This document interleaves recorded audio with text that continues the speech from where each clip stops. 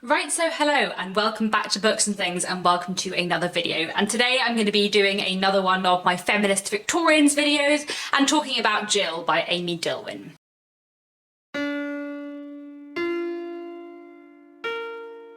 So if you don't know, in my Feminist Victorian series, I take a novel written in the Victorian period that I consider to be proto-feminist or feminist or explore gender roles in an interesting way, and I talk about it and all of the things about it which I think are interesting from a gender and feminist perspective. So today I want to talk about Jill by Amy Dillwyn. I read this a couple of weeks ago and absolutely loved it. I thought it was fantastic and a really surprising read in many ways.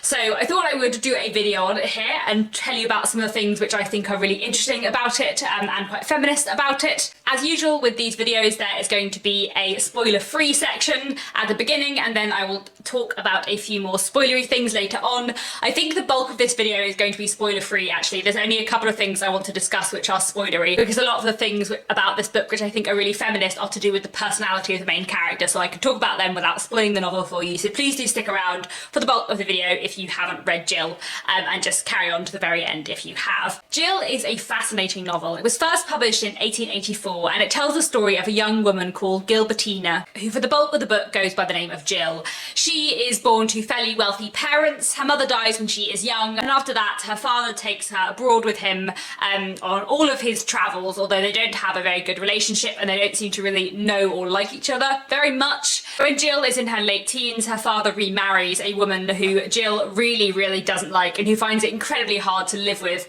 especially when her stepmother tries to restrict her behaviour. So she decides that she is going to run away and become a servant and earn her own money and live for herself. So there are many things about Jill as a novel which I find really proto-feminist and really fascinating from a gender perspective. As this is only my first time reading this book, I'm going to do a little bit less close textual analysis than I probably did in my video on the odd women a couple of weeks ago, but there are some fascinating things that I do want to talk about in Jill which are really interesting, and I would highly recommend it if you haven't read it. So the first thing I want to discuss, which I think makes it a proto-feminist novel, is in connection with the form of the novel. Jill is in many ways an adventure novel. It is a novel about a young person running away from home to have an adventure and earn their own living, managing to travel abroad in the process, going to lots of different places, kind of exploring the world and finding a place for themselves in the world. The novel is not driven by romance in any way. It is driven by action and a drive for economic independence, basically. And this kind of novel does exist in the Victorian period, but this kind of novel in the Victorian period never has a female protagonist. This kind of novel in the Victorian period has a male protagonist, and here it has a female protagonist, which is really cool, because this kind of narrative within Victorian society and Victorian literature is a male narrative, but in Jill it becomes a female narrative, and the young person running away from home to have an adventure is not a man but a woman, which is really cool. Another way in which I think Jill is a really proto-feminist novel is to do with the way Jill herself is as a character and her personality. Jill is everything that women are not supposed to be within the Victorian period. She is entirely unfeminine from a Victorian perspective. She's not driven by her emotions, she's very rational, she's happy to lie and cheat and to break the law and to deceive people as long as it furthers her own advantage. Jill always looks out for herself. She does not care about other people, she is not caring of those around her. As a child she's always kind of playing in mud and getting dirty. There's a wonderful scene where Jill as a child, she keeps on being told off for playing in mud, and she thinks it's because her mother's worried that it will spoil her nice clothes, so she decides instead to take off all her clothes and go and play in the mud, not wearing anything, which of course her mother does not approve of either. Jill is incredibly intelligent and desperate for learning. She speaks several languages and she's really interested in intellectual pursuit and travelling the world, finding out more about different places and different cultures and using and developing her language skills. She wants to work for herself and earn her own living, and I'd say above everything Jill really prizes her own independence. That is one of the main aspects of her character, is her desire for independence and her drive to be independent of those around her. All of these characteristics within Victorian society are not considered to be characteristics that women should have. They're mostly considered to be manly characteristics. Jill is driven by reason over emotion. She has no interest in marriage. She's only interested in independence and kind of working for herself. Jill is everything a Victorian woman should not be, and Jill just goes about her life in her head and in her actions, completely defying all the Victorian ideas and restrictions of what women should be and how women should behave. Jill just completely tears up the rulebook of what it means to be a Victorian woman and is entirely her own person. Another thing that I think is really interesting is that Jill's parents call her Gilbertina, basically because they wanted to have a boy and they were going to call him Gilbert, and when it's a girl they call her Gilbertina.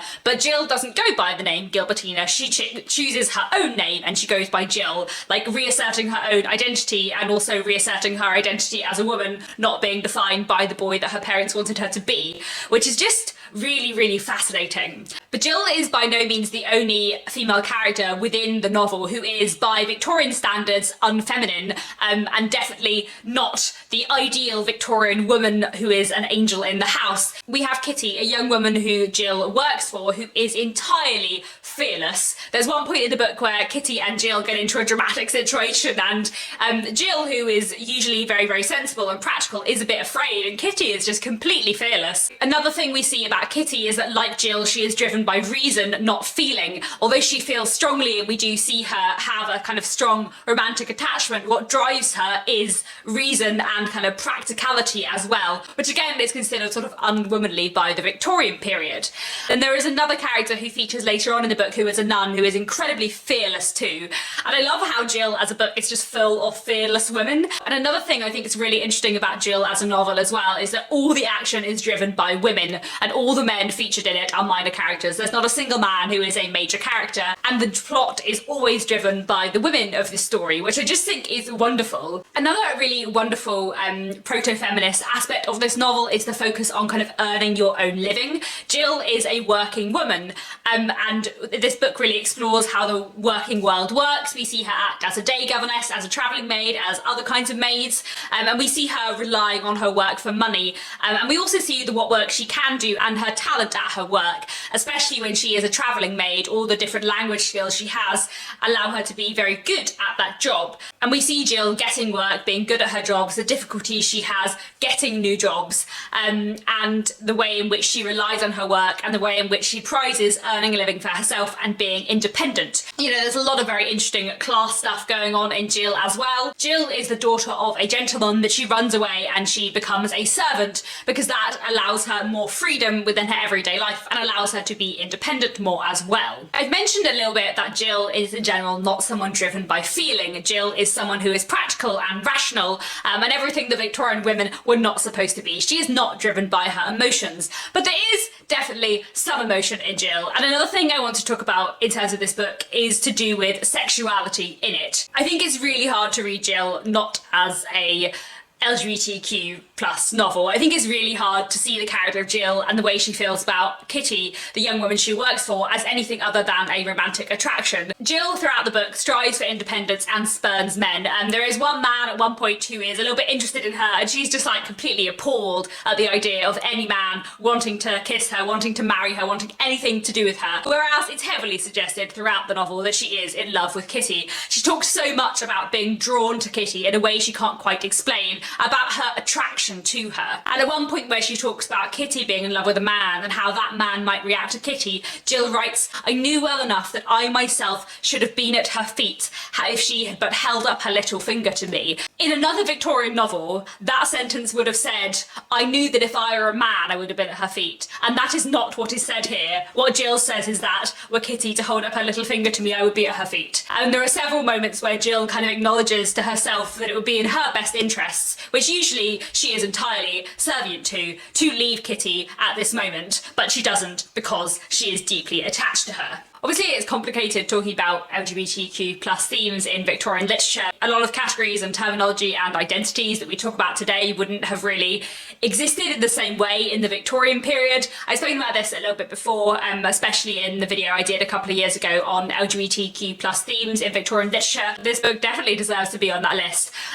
But from what we know about the life of Amy Dillwyn, she definitely had some very close romantic friendships with women, including one woman who she referred to as her wife in her diaries, though it seems that passion was unrequited. And obviously we don't completely know how Amy Dillwyn would have defined or understood her relationship with that woman, but I think it's fairly safe to say that the same-sex attraction that Jill has to Kitty is not something that I'm just reading into the book. It is definitely there, and I think Amy Dillwyn put it there. I think that's all I wanted to say on the non-spoilery stuff. Like I said, this is a little bit less in-depth than some of my feminist Victorians videos, just because this is the first time I've read this, and because a lot of the things about it that I find really proto-feminist are to do with the character of Jill and the plot structure, rather than like specific moments in the book. But there are a few things that I do want to talk about which are spoilery in terms of the ending, so if you haven't read Jill, do please leave now, but thank you very much for watching. The main thing I want to talk about that's spoilery in terms of Jill and its proto-feminism is just the ending. The book has an unromantic ending. It is an unromantic ending for an unromantic character. So many Victorian novels, especially Victorian novels in which the main character is a woman, focus on a journey towards marriage or a journey towards romantic love in some way, or a journey towards death. Jill ends with neither of those at all. In fact, the ending that Jill gets is not to do with marriage and it's not to do with death, it is to do with money. The happy ending of Jill is Jill inheriting money, and which allows her to have the independence that she has always craved. And it's really interesting that it is money that drives the plot of this novel. The novel is driven along by Jill getting new jobs, and the ending happens when Jill inherits money. The whole plot is driven by money, which for a novel focusing on a woman in the Victorian period is quite unusual. Money and jobs and gaining financial independence is something that typically drives male characters within Victorian novels. I can think of a few Dickens novels like David Copperfield, which are driven in part by a man kind of getting more financial independence. But that is very rare for a novel focusing on a Victorian woman. And in general, when I think of Victorian novels which feature female characters who inherit lots of money, they usually inherit lots of money at an appropriate time for them to marry the man who they want to marry, who they wouldn't have been able to marry if they hadn't inherited all of that money because the man's family disapproved. I can think of a few books like that. And it's really interesting that in Jill that is absolutely not the case, and her inheriting the money in itself is her happy ending because it gives her financial independence and allows her to live the life that she wants to live. So I think that's all I wanted to say about Jill by Amy Dillwyn. It is a really fascinating book, and I think it's a really interesting look at a very different proto-feminist Victorian novel. It is not necessarily the same kind of proto-feminism that we saw in a book like George Gissing's The Odd Women, which was all about kind of women's rights as a broader movement. Jill is very much a kind of individualist portrait of proto-feminism. It's all about Jill as a character and Jill getting her independence. Jill being the character she is and going through the journey she goes through in itself makes this book really proto-feminist and really different, and it's kind of, at its heart, it's about a very different female life experience and a different female journey, which is not written about very much in the Victorian period, and I really loved that about it, and I thought it was awesome. So, I think that's all I wanted to say for today. Please let me know down in the comments if you've read Jill and what you thought of it, and that's it. Thanks very much for watching, and I'll be back very soon with another bookish video.